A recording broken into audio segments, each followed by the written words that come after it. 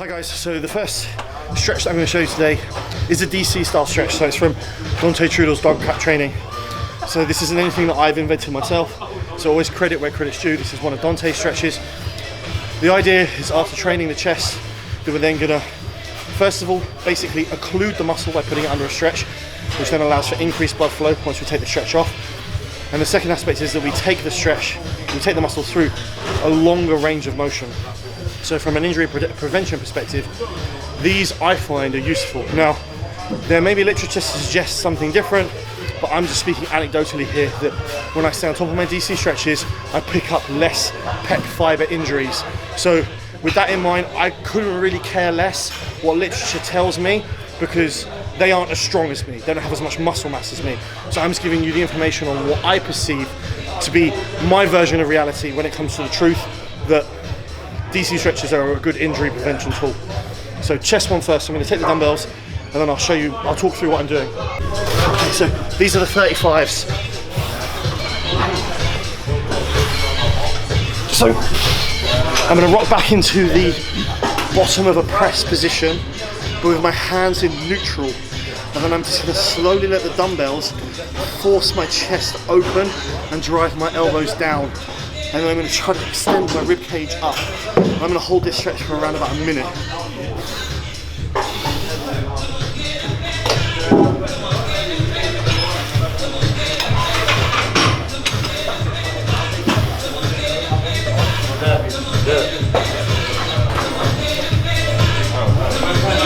So at this point of the stretch, you'll really feel the tension on your pecs. And for those of you that aren't used to doing this, start with a much lighter weight. So I would kind of typically use a weight that's around about half of what you can comfortably press. So I know I can comfortably press the 70s, so I'm going to do my stretches with the 35s. And I think that's generally a safe way to go about it. So just as I can feel the stretch more, I'm just going to try to push my chest up and just let my elbows drop a touch more. And then the stretch at this point is really, really high. And it's super uncomfortable, but you need to just stick with it. Now, Dante Trudel wrote these into his program with the thought process that they will aid in muscle building. And I certainly believe that if you have a lagging body part and you work meticulously on improving your stretches, that body part will improve. Okay, I'm gonna drop.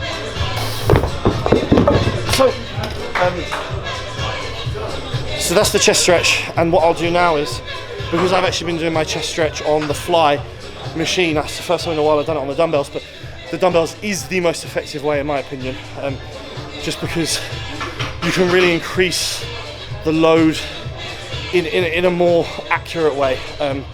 So that was the 35s for around 45 to 60 seconds. Next time I'll make sure I get at least 60 seconds.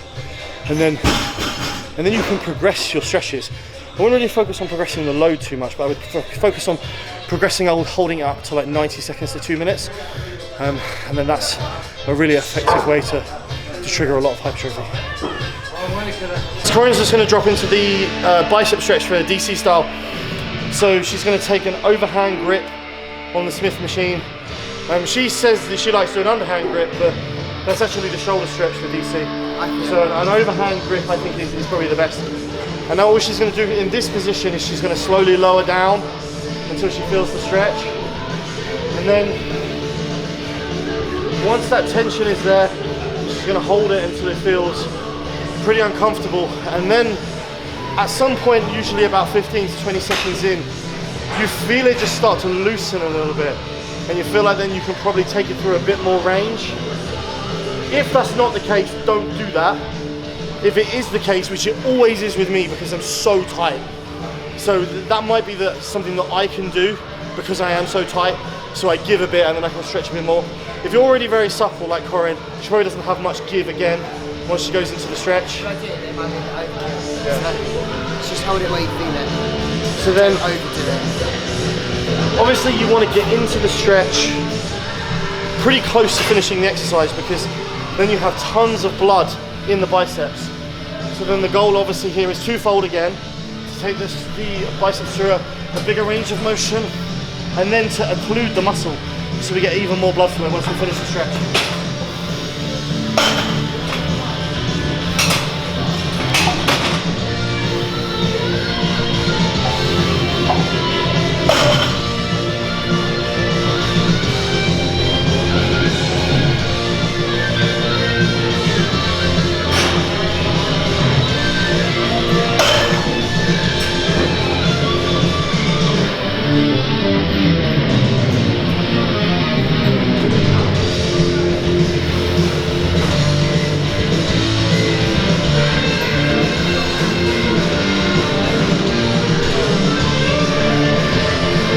Again, I haven't done that stretch in a while. I've been doing just a single armed lean on stretch. So like I would typically put my hand here and then just twist away to stretch the bicep.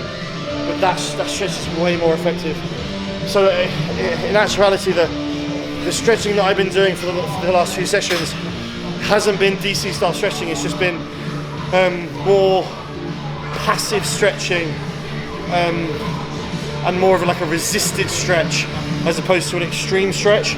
And these are something that if you've read Fortitude Training, that Dr. Scott Stevenson advocates to be kind of auto-regulating your stretch choices.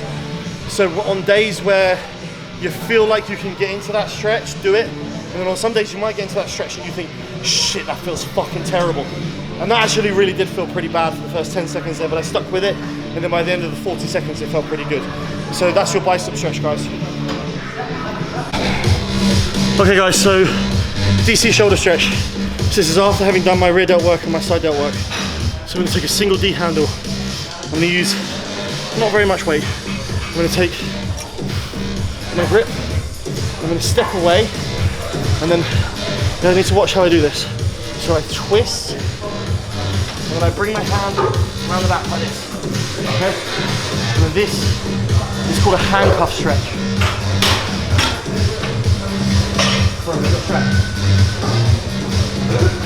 Leaving the back. Cool. Right. So I actually can't take a grip in that position at all, so I have to wear straps to do it.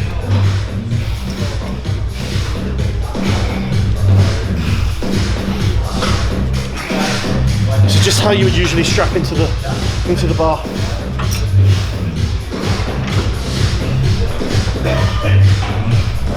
It then just means you don't have to focus at all on your grip.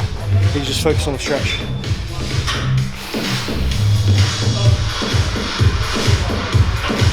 Okay, so from this position here, I'm then going to kind of lean into it slightly and feel it pull up behind me. And again, I'm going to hold this for about 40 seconds.